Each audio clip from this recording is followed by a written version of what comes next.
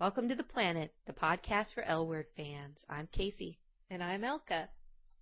Hello to our listeners. So glad to see you. It's the Manny song. I know what it is. So tonight we will be discussing episode 3 called Lobster. Lobster. So named because apparently lobsters are some bitchy creatures. Do you think that story was true? Absolutely not. If any of you out there, I know we have at least one chef who's a listener. If you know whether this lobster thing is true or not, shoot us an email and let us know. I'm curious. Come on. First of all, you usually only cook one lobster in a pot. You don't put a bunch of lobsters in a pot. What if you're having a party? Think of how big a lobster is. You get a big old pot. When my mom made lobster, only one would fit in a pot at a time. And it was just like, made this really high-pitched noise, and it was really sad. And then everybody was too depressed to eat it. Maybe that's why my mom never made lobster. The Jews aren't big on shellfish. I don't like lobster because I once lived in Maine, and the lobstermen smell like ass. Oh my god. So true. Like, you could tell a lobsterman was coming from around the block. You'd be like, there's going to be a lobsterman here in 5 minutes. Yeah. And the only thing worse than the smell of a lobsterman is a lobsterman's truck. Oh, I don't even want to go there. Or maybe his ball sack. No offense, Mainers. We love you, but nobody from Maine is listening to this. You gotta rub some lemon juice on you or something. Alright, let's get into it. Obviously, there's some sort of pattern here. All the flashback intros feature Tony. Apparently the same Tony. What was the first one? The premiere? I thought it was Jenny's circle? mom and, yeah, the vagina circle. And Tony was in that? Yes. Okay, so she's been in a vagina circle, She's been a nun, and she's been like some, in the Castro. Yeah, like picking up whores in the Castro. I have to say, you cannot go wrong with gay nuns. I think I could go wrong with a gay nun. The only thing better than a lesbian nun is a pregnant nun. I don't think that's better. Right, so when's Tony going to come into the story? I don't know, but I'm looking forward to it. I have a theory about Tony. What is this theory? First of all, I'll say that this is not a spoiler because I've just made this up in my head, so who knows? Wait! Speaking of spoilers, I need to make an announcement to our listeners. Stop emailing us spoilers, you assholes! Yeah, we may not have mentioned this on every podcast, but The Planet is a spoiler-free podcast, which means that we are not going to reveal internet rumors and leaks and things of that nature on our show. The reason that we don't do spoilers on our show is because we don't want to hear spoilers. So if we don't know something that you read on the internet, don't tell us. We love watching the show, and for me personally, the spoilers kind of ruin it. Yeah, so just email us naked pictures of yourself. Quit emailing us spoilers. Don't do that because they will. So... No naked pictures, no spoilers. That's the rule. What about naked drawings? Naked drawings would be alright. Naked mole rats, maybe. Mail us some naked mole rats. Okay, here's my Tony theory. I think Tony is Shane's mommy. I was thinking that on this. This is the first time that I thought that, I think. But who knows? Because they keep talking about Shane's parents. And no, they don't. Last season, Shane said something about her mom put her in foster care, but she loves her very much. And then this year, she's like, I don't know where my family is, blah, blah, blah. Whether or not it's Tony, I think some of Shane's relatives or family are going to come into play this season. I hope not. That's my theory. It's not a spoiler, because we are anti-spoiler. Well, wait, is this a spoiler? Catherine Menning is gay now? That's not a spoiler, that's a rumor. It's a rumor, it's not fact? It's a well-substantiated rumor. So she's doing it. I don't know. I really don't care, but, I care. Supposedly, was it Jennifer Beals accidentally outed Catherine Menning in an Advocate interview? What did she say? She said something to the effect of, when I don't know what real lesbians do, I ask Leisha Haley or Rose Trochet or Catherine Menning to make sure that I'm being authentic. Something, I didn't read the article, this is just the rumor that I read, but something to that effect. I think maybe it's wishful thinking. But who knows? Perhaps.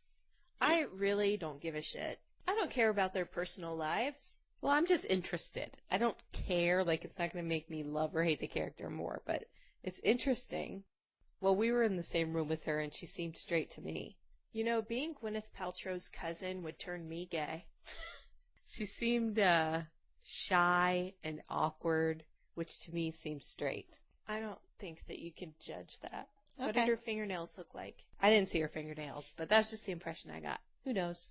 Who cares? Well, I'm sure a lot of people care. Okay, let's move on from this. So Shane is now supposedly going to be cutting hair at a skate shop where they listen to the Dead Kennedys and they have some punky mohawk lesbian types with tattoos.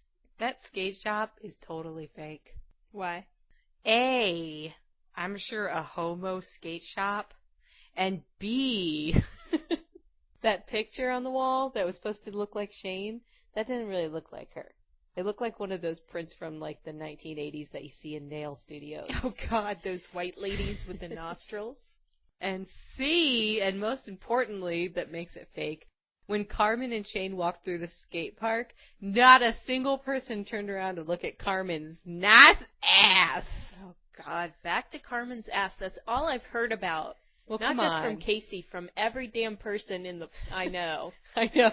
Everyone in the world is just talking about Carmen's ass. You're right. Even gay men are obsessed with Carmen's ass. Yeah, Derek Hartley even said he'd eat off of Carmen's ass.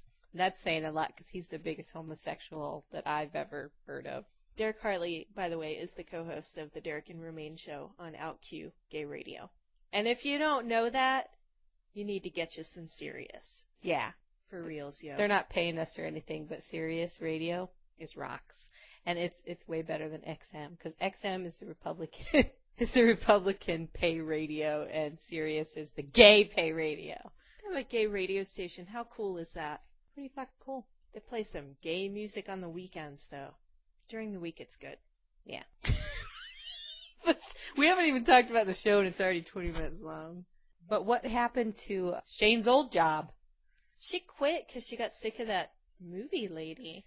Okay, so she goes from working, like, she probably made buku money to a skate shop with some teenagers? Shane doesn't care about money. She's not about the material. Why has everyone on this show lost their job this season? Bet, Shane, Jenny got fired from the grocery store. Alice. Alice isn't fired yet. She used to work for the LA Times or LA Weekly or whatever. They didn't say whether she still does. Well, she's bitter about it, obviously. Then they show Bet and Tina at home. Well, I think it's just Bet at first, and she's on the telephone, and she's all pissed, and then she makes all these anti-George Bush remarks. She says, and I quote, "This administration is fucking crazy!" No, criminal. I thought she said crazy. Damn it. I think she said this administration is fucking criminal.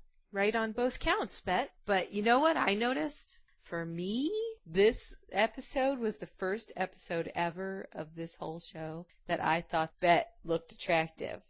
She had her hair was all soft and pulled back and she looked kind of, a little bit messy, like she's been hanging out at home all day and she's holding a kid, but she's still bitchy on the phone. She's kind of getting in touch with herself or whatever, and she seemed really cute and soft for once. Yeah, I see where you're coming from. For the most part, I agree, but then she would still say these fucked up things that you're like, Bet, you're messing up. Like, oh, I'm not sure if I'm okay with that. So? And, fine, are you happy now? Yeah, that was... There is no context in which you can say that to your partner and it doesn't end badly. You can't get away with that sort of thing. Bet and Tina are on the rocks. I don't know what's going on.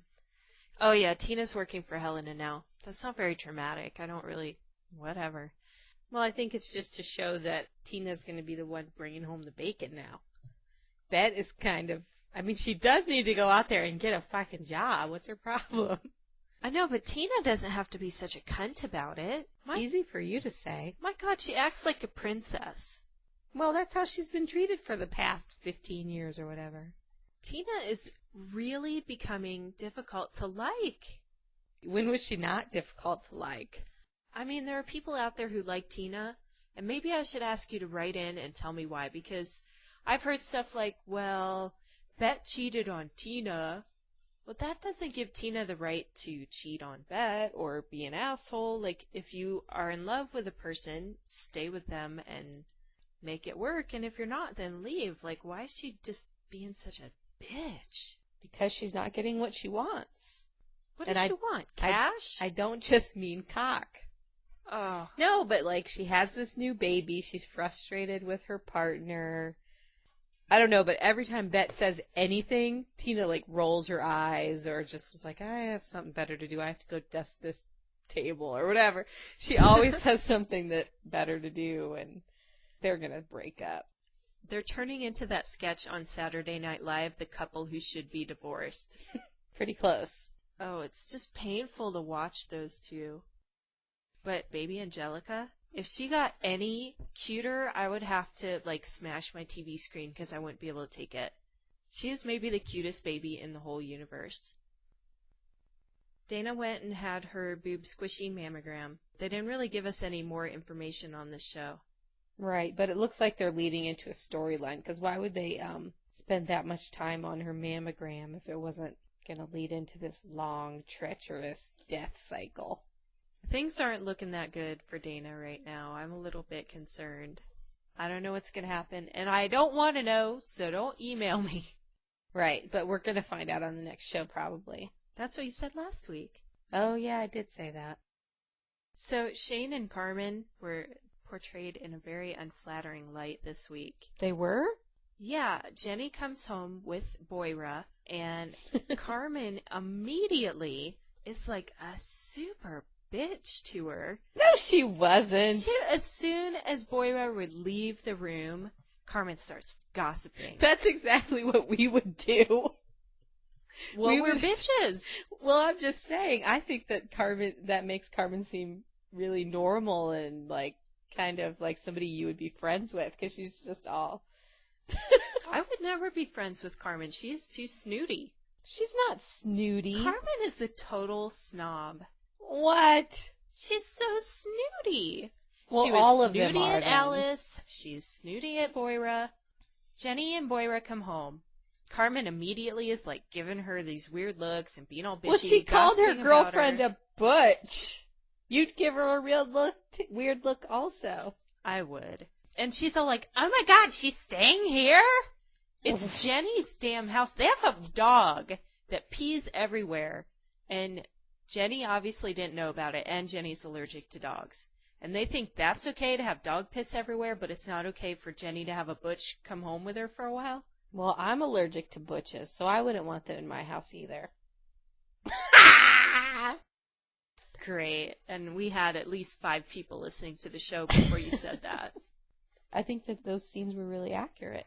They may have been realistic, but that doesn't mean that Carmen and Shane are not being real snobs. Shane didn't do anything. She's done nothing but defend the poor girl boy. I'm surprised that you're seeing it that way, because I actually started to like Carmen more because she's reacting just like somebody I would know. Of course, if you went into someone's house and they had a cardboard statue of their ex, you'd be like, what the fuck?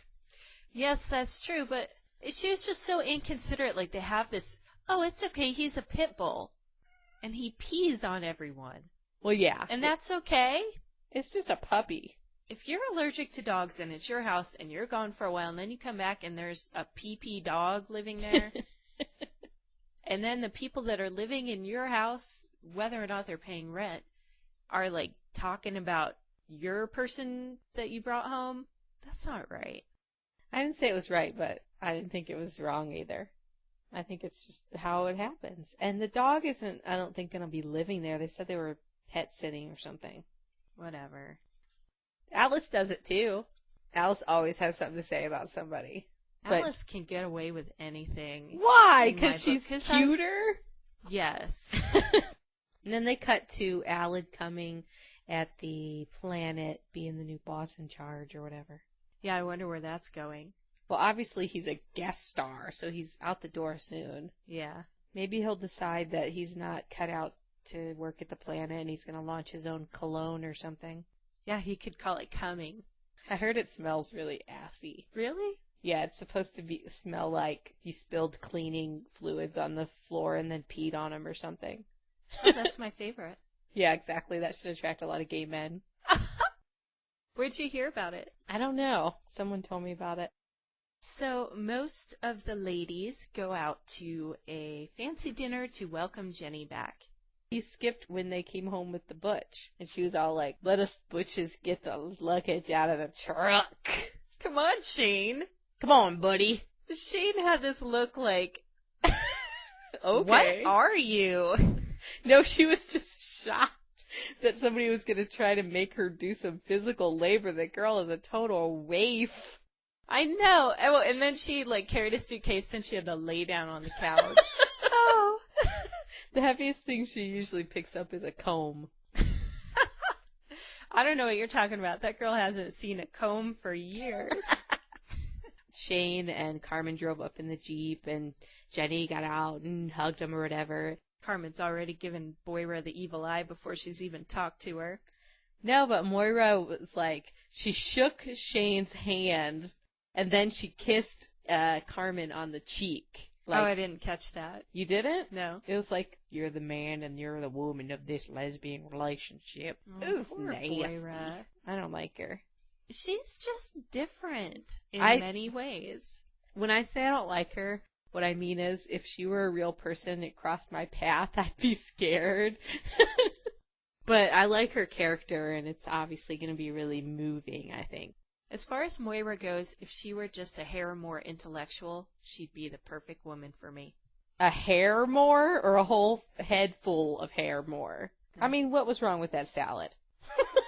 Really? I mean, yeah, it's a little bizarre if you're used to, Denny's chicken strip salad. I don't know. But you just eat it and have a good time. What's her problem? Yeah, it was very awkward. But haven't you...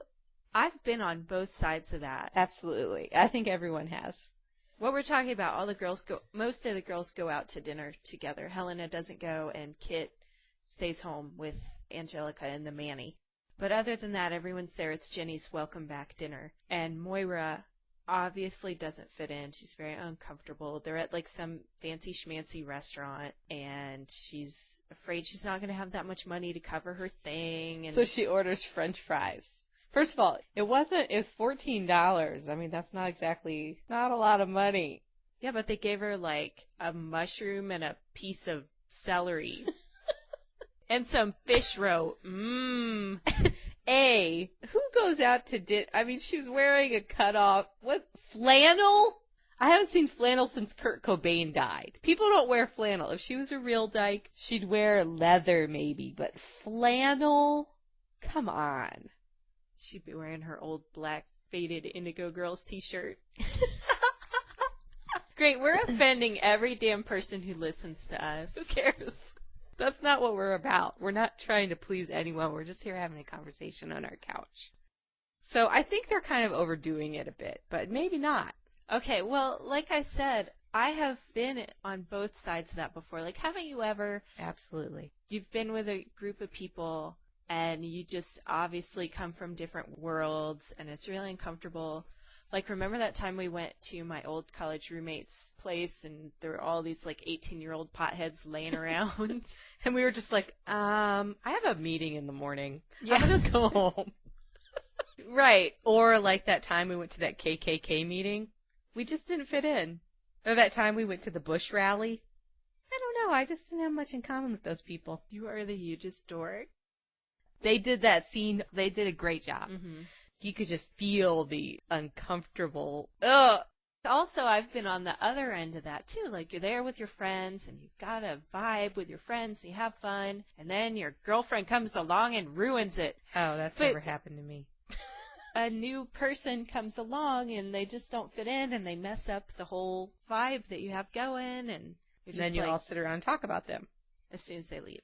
It's totally, yeah, that's what I'm saying. It's completely accurate. It is, but it was a little upsetting. I felt bad for Moira, and I also felt what are you doing there? Right. You don't belong. I definitely could identify. And doesn't she have another shirt? She's been wearing that shirt for a week and a half.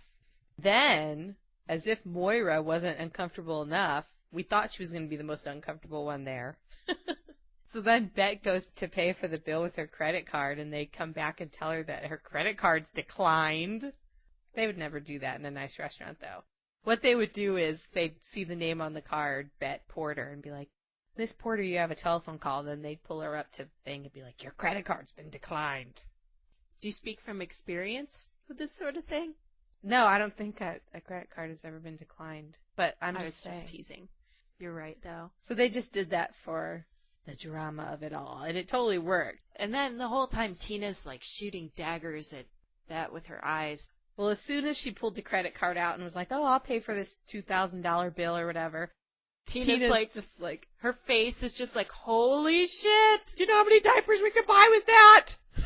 But they're really, okay, Tina is at the point where someone asks Bet, hey, what's on the lobster? And Bet says, I think it's lemon froth. And Tina rolls her eyes like, oh my god, I can't believe she said lemon froth. Like, yeah, they're obviously doomed. She can't even stand the sound of Bet's voice anymore. They remind me of my parents. It's bad. And they don't talk. If they would just sit down and talk to each other and hold hands. It's beyond that. It makes me sad. I want Bet and Tina to get it together. Is that what you really want? Yes, I want them to be happy together. I want them to be happy apart. I need a role model. What else happened at the dinner? I could be their role model. Alice and Dana had a bit of a confrontation in the bathroom. That also was very realistic, I thought. It was so uncomfortable. Dana is in the bathroom. Dana comes out of the stall, and Alice is standing there. And Dana looks like, oh shit. And Alice is like, I'm not going to attack. I just want to talk to you. And Alice, I mean, she's so pathetic, but she's so cute, too. She's like, I just want to know if you're happy. Dana's like, yeah. And Alice is like, well, at least one of us is happy. You can see that Dana and Alice are trying to rebuild their friendship. And it's obviously going to be a long process. It's obviously happening because Dana has cancer, and there's going to be this big scene at the end. And I hope as not, Dana's dying on her bed, Alice is going to be like, you're the only one I've ever loved. And then... You know, I don't know, but it's kind of looking that way. What a jip. You know what else was unrealistic about that dinner? They have a whole big table full of lesbians and no vegetarians. That would never happen. What do you think this is, the 90s? Who's a vegetarian anymore? So old-fashioned. So, while our ladies are at their fancy schmancy dinner, Kit is at the Porter residence making googly eyes at Angus the Manny. Weird. That's all I have to say about that. He's weird. They're weird together. Weird. Well, I'll have to say that when they introduced the character of Mangus. I think that's funny. That seems like something that would happen. Like you just start calling somebody Mangus. I don't like that scruffy, unwashed musician look at all. Or that ugly face look. So I was really nice. I was really not warming up to the character of Angus.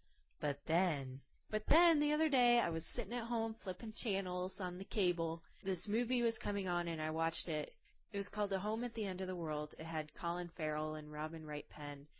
And it was such a good movie, and I was really into it. And then, like, halfway through, I realized, hey, that's Angus.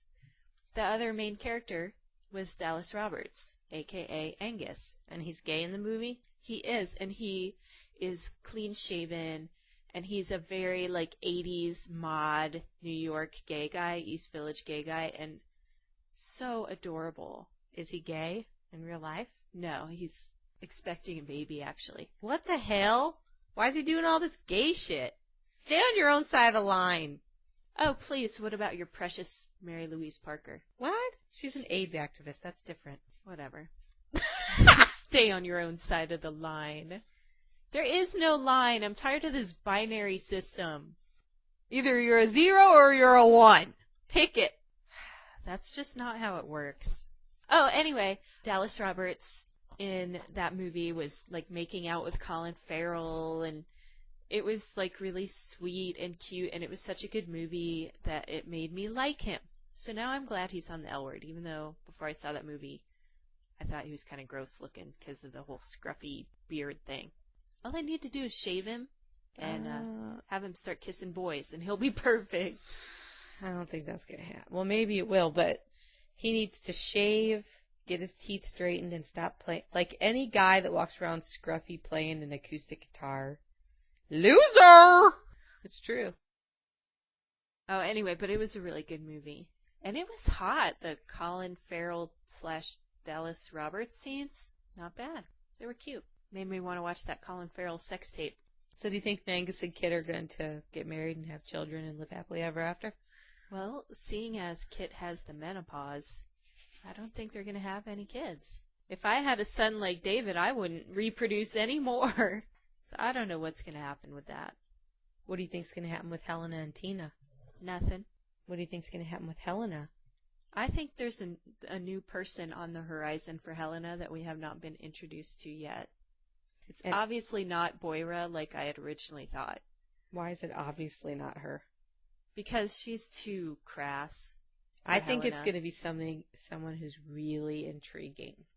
I think the relationship's going to be very intriguing because they're obviously building up to something with all these card readers, whatever. Yeah, well, it's going to have to be for Helena. She's high maintenance. Whatever, she went out with Tina. That was just a plot device. So Tina's going to go work at the movie studio and get boned. I don't want to say that's gross.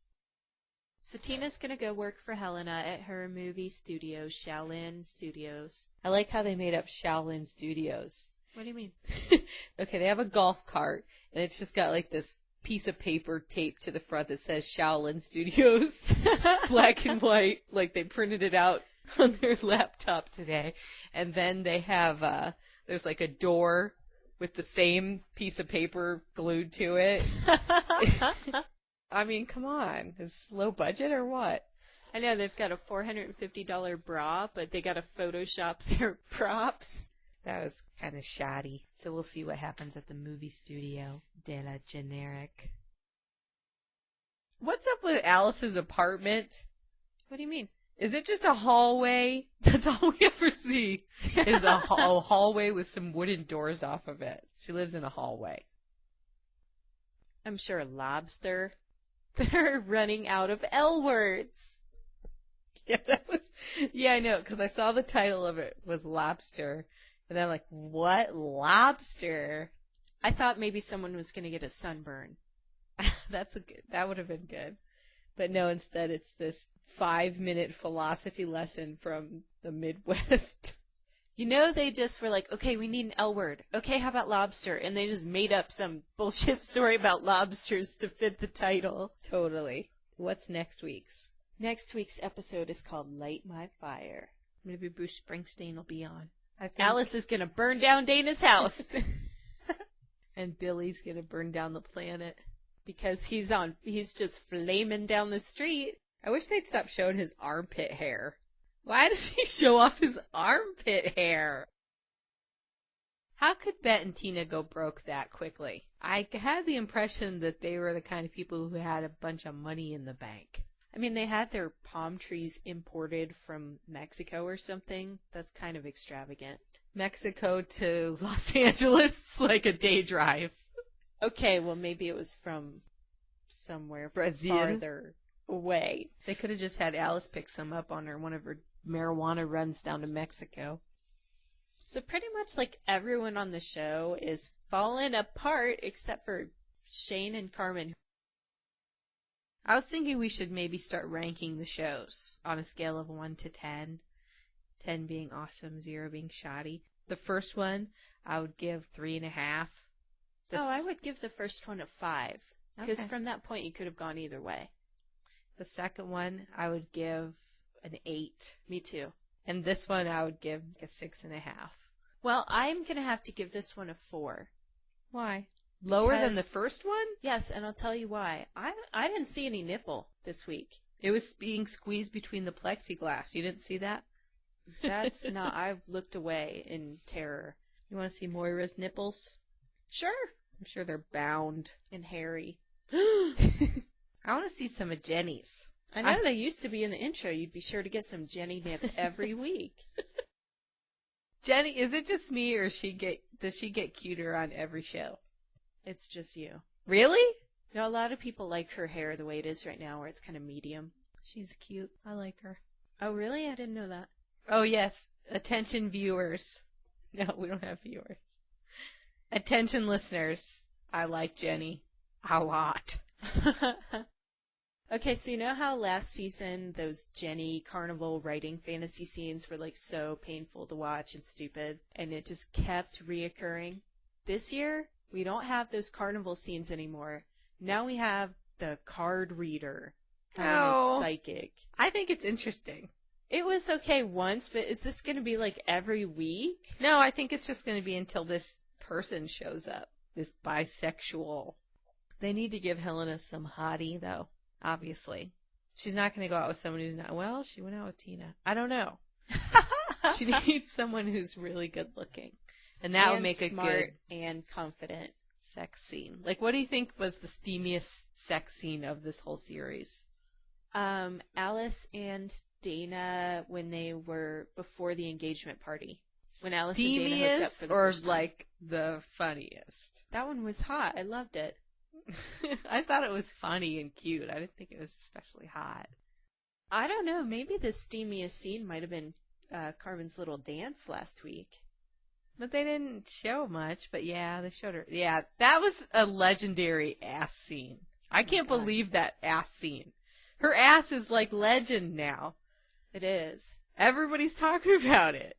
Whenever the subject of butt comes up. Yeah.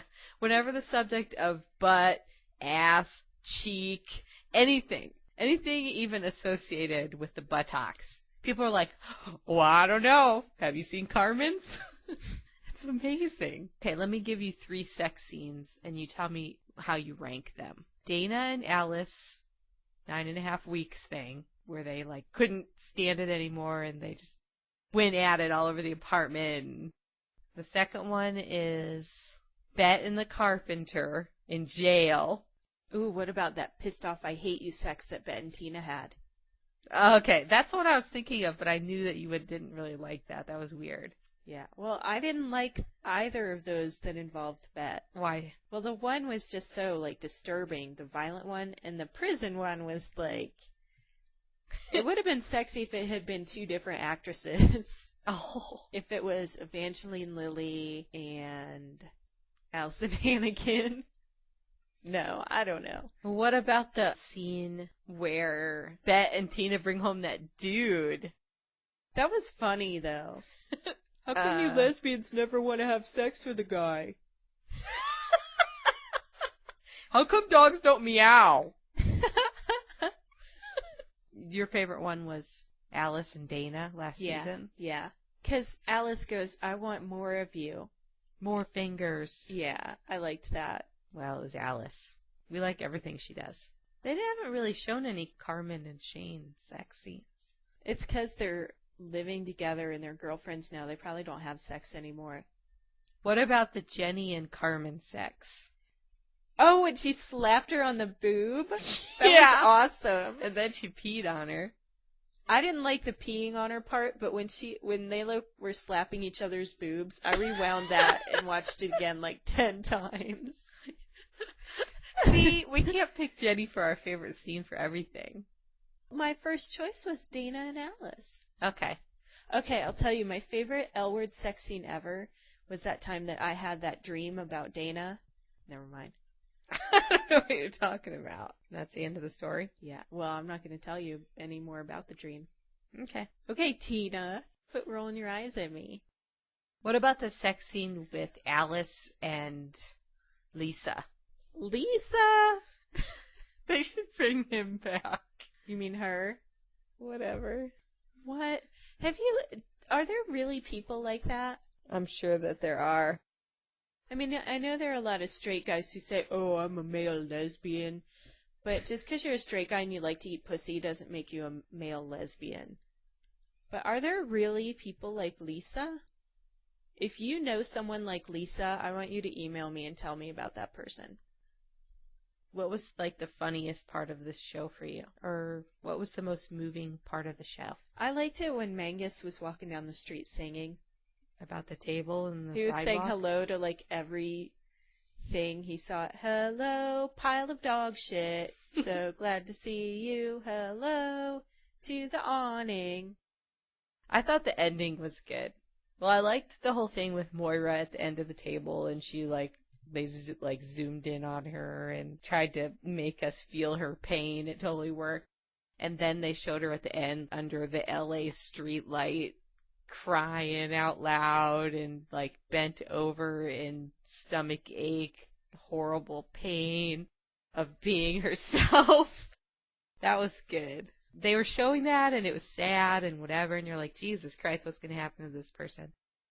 Then I was just like, what is wrong with you? You're in Los Angeles. Go down there and join the party. I don't know. It's either going to take off and it's going to be really interesting and emotional, or it's going to be like an after-school special, and you're just going to be like, okay, enough already. I'd like Moira better if she read a book. Or went shopping. Jenny seems to have a knack for dressing really nice on a Whole Foods Market salary, so maybe she can give Moira some tips. Yeah. She's going to show up wearing an Armani suit next week with no explanation. And Bet's selling all her art. Oh, yeah, that's the sad. very end of the show. Bet's taking down some of her prints to auction off. I don't feel bad for her. She's got this huge art collection. She's got a baby to support. Oh, poor Bet. Whatever. Sell the picture of a deer so you can feed your child. Well, Bet does not own Kiki Smith. Because that fawn picture is in MoMA. Really? Yeah. Even if she had a print of it, she could probably buy them a new house. So that was the end of the show. Bet is all sad taking down her pictures to auction off so that she can support Tina's whiny, bitchy, money-grubbing ways. No, the end of the show is Moira. Oh, that's right. That's the penultimate scene. Well, our poll, since we can't think of a poll, I'm going to make one up that has nothing to do with the L word, but it's intriguing nonetheless. All right. Bring it on. So rumor has it, and I think this rumor is probably true, but rumor has it that lesbians are cheap. This isn't a poll. Everybody's going to say, yeah. No, that's not the poll. Rumor has it that lesbians are cheap. So I would like to know what your favorite beer is. And I want everybody to email us or call us and tell us your favorite beer. Actually, when you said that, it made me think of a poll. What? Maybe we can combine this with the beer poll. You said the rumor is that lesbians are cheap. And so I want to know, what's the most annoying stereotype about our community, whether it's lesbian or gay or bi? And what is your favorite or the most truthful stereotype? So write in with your answer, your most hated stereotype and the most true-to-life stereotype, and include what your favorite beer is. Do you want to answer the poll now? What's your favorite beer? Fat Tire. And what is your least favorite stereotype? That we all listen to folk music. And my favorite stereotype is that we all love kitty cats. Because I love my kitties and I love my kitties. Nobody's going to get that. What about you? What's your favorite beer? My favorite beer is also Fat Tire. It's a regional thing. Like, if I lived in another state, it would be something else.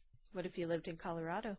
When we lived in Maine, my favorite beer was... Maine had really good local beers that you could only get in Maine. They had Right. one, it was black, and there's like a lobster claw on it. That one was good. It was really dark. Yeah, so I think it's like a local thing. My least favorite stereotype, well, does it have to be something that I think is untrue? Just your least favorite. You can either say what one you think is totally untrue, or just one that you think is annoying. I don't know if this is really an accurate answer to the question. I hate it when people say, well, what do lesbians do in bed anyway? Like, oh my God. like they really can't figure that out. Or we braid each other's hair, of course. I mean, are you really that stupid that you can't figure out how lesbians fuck? Okay, so I hate that, but I don't really think that's a stereotype. But the stereotype that I think I hate the most is, okay, I hate the stereotype that there is, in a lesbian relationship, people will say, like, which one of you is the man? I'm like, neither, that's the whole point. Even some of my best friends have that sort of, I mean, they don't come out and say it that way. One of my best friends calls my girlfriend my husband, and she doesn't understand why that Is offensive? Yeah. Well, it is, because husbands, that's not something I want in my life. There's not like a boy and a girl. We fully embrace both sides of our personality. Yeah, I hate that stereotype. But the one that I like the most is, I don't know if this is my favorite one, but I've heard this and I like it, is that lesbians make really good neighbors. Why is that? Because they keep their house fixed up? I don't know, but people say that. They like to live next to lesbians. So that they can peek through the windows and answer that first question. Ew.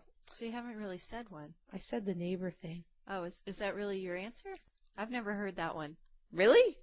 I can see where you're coming from, though, because, like, we'll fix things and do the yard work, have the dog spayed. What about that we know how to fix stuff? Well, there's a stereotype that, well, it's not really a stereotype, but it happens to be true that gay and lesbians are better educated than straight people. Like, more gay people, percentage-wise, have graduated from college, etc. Yeah, that's a good one. I don't mind being considered smart, according to a stereotype. Okay, well, by the way, to ensure that queer kids can continue to uphold that stereotype of being educated, you can donate to the Point Foundation, which gives financial support to college-age students who've been cut off by their families for being gay. That's my little public service announcement of the night. And get your pets spayed and neutered. Oh, so this week's poll is pretty good. I'm interested to hear what you guys are going to have to say. And okay, last week I was complaining a little bit, or I wasn't complaining, but it may have sounded that way, that we got so many emails. But I was just drunk and I didn't feel like doing the chart that week. So feel free to email us as much as you want. We may not have a chance to acknowledge you on the air, but we like getting your feedback. And if you have something to say, let us know. Yeah, because we read all of them and crack up. And what? Crack up. Some of them are really funny. I know. Some of our listeners are well, that's another good stereotype, that gays are funny. But it's also not a true stereotype. Because I've met more grouchy lesbians than anything. Oh, well, that reminds me, another stereotype I hate. Like, when the L Word first came on, everybody's all like, they don't represent our community because those women are all thin and pretty. And real lesbians are fat and ugly. Sometimes. I don't identify with that, okay? We are not all fat and ugly. I, myself, do not have a mullet. And my weight is proportionate to my height. But you're not a lesbian. Oh, yeah, that's right. I forgot. I'm a straight man. Welcome to the chart. And now it's time for the chart, where we make a connection with our listeners. This week we got quite a few emails, but I promised you guys last week that we would have an extra long chart, so here goes. Lindsay wrote in to ask, what the heck happened to Mark? Lindsay, I don't know. Apparently Mark's gone, and I don't know why, but I think that's mass suckage. Gone forever? That's the word. He was traumatized by all the lesbianism. Maybe he's in a re-education camp. Lindsay answers our poll from last week, which was, who is your fantasy L-word guest star? With Mariska Hargitay from Law and Order SVU. I've noticed that a lot of the L-word types are really into Law and Order. I don't quite know why. It must be the uniforms. Oh, that's probably it. Thanks for your message, Lindsay. Grace writes in with a fantasy guest star that I can really get behind, so to speak. She says that now that Helena has purchased a movie studio, and since she's turned into such a nice person, Helena deserves some hot actress sex with Scarlett Johansson. Dream on. She's so straight. Grace wins the award for making me laugh until milk shot out my nose by saying, quote, I think Quentin Tarantino should guest direct an episode in which Jenny, the reformed circus freak, and her new sidekick, Moira the Man-Thing, go rescue Mary Chaney from her father's dungeon. Right on, Grace. I think that you definitely have some writing potential in your future. Thanks for your message. Tara writes in to suggest Jessica Alba as a guest star. Who's that? She's the girl from Fantastic Four. Oh. With the poochy lips. I like poochy lips. Or Yari Limon, who played Kennedy in the 7th season of Buffy. And Tara also added a little tidbit that I hadn't been aware of. Yari actually auditioned for the part of Carmen, but lost out to Sarah Shahi. And I noticed many of our listeners suggested Buffy cast members for a crossover. What about Buffy herself? No one likes Sarah Michelle Gellar, but all the other characters, I think that something about Buffy really appealed to the L Word crowd. Oh, and Tara also adds that she's a massive Buffy fanatic. So you're not alone there, Tara. I'm with you. They had lesbians on there, that's why. Yeah, I liked it before then, and I bet a lot of people did too. Oh, plus Dykes like sci-fi.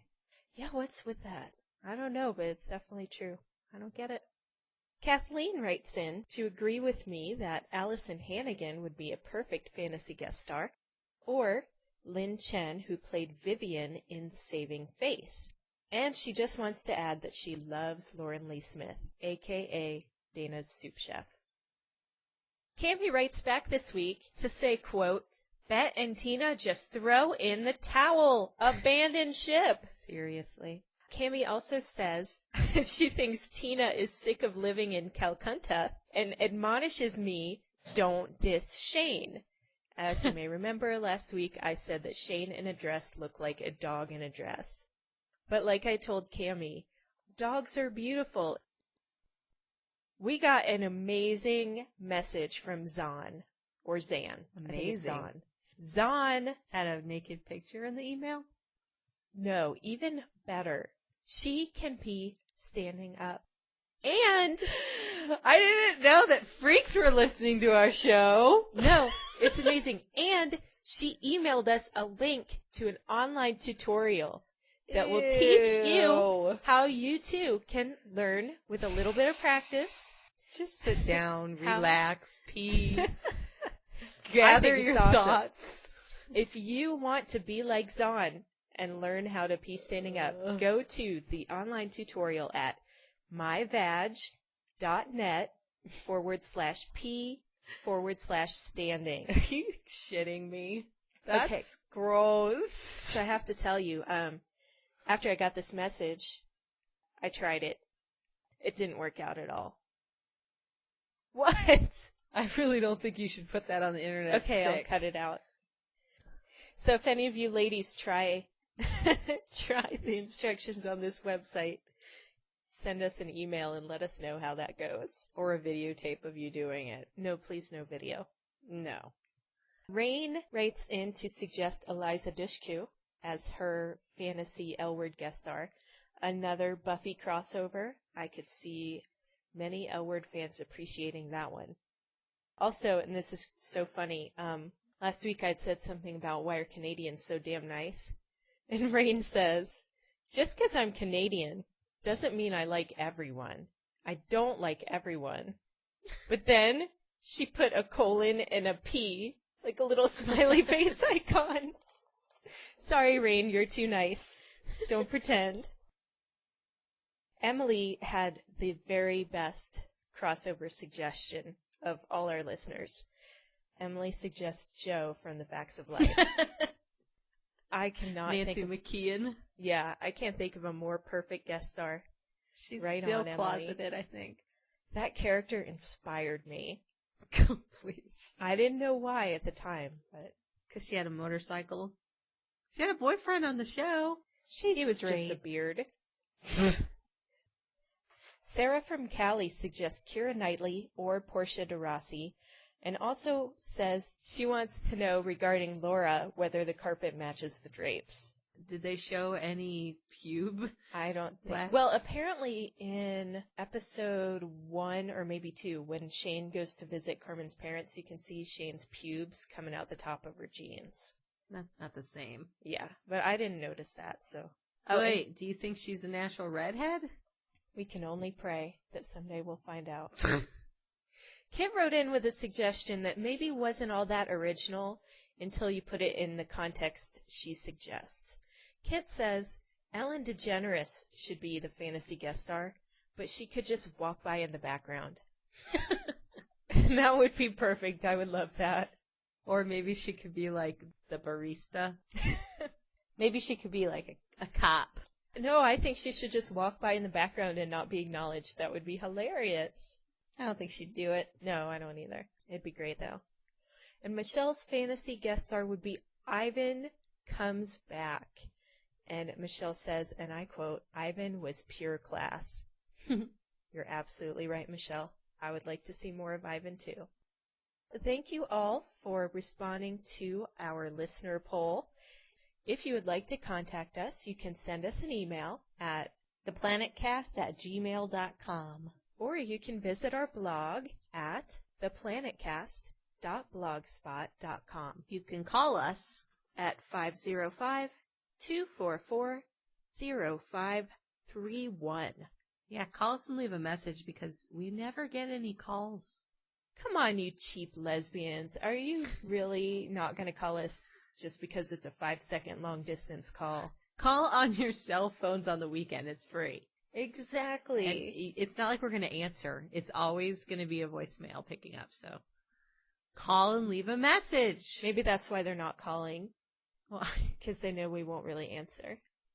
And they're oh. dying to talk to us. Oh, yeah. Maybe Nancy McKeon will call. That'd be hot. Revving her motorcycle in the background. Finally come out of the closet. I wish I could quit you. Come on.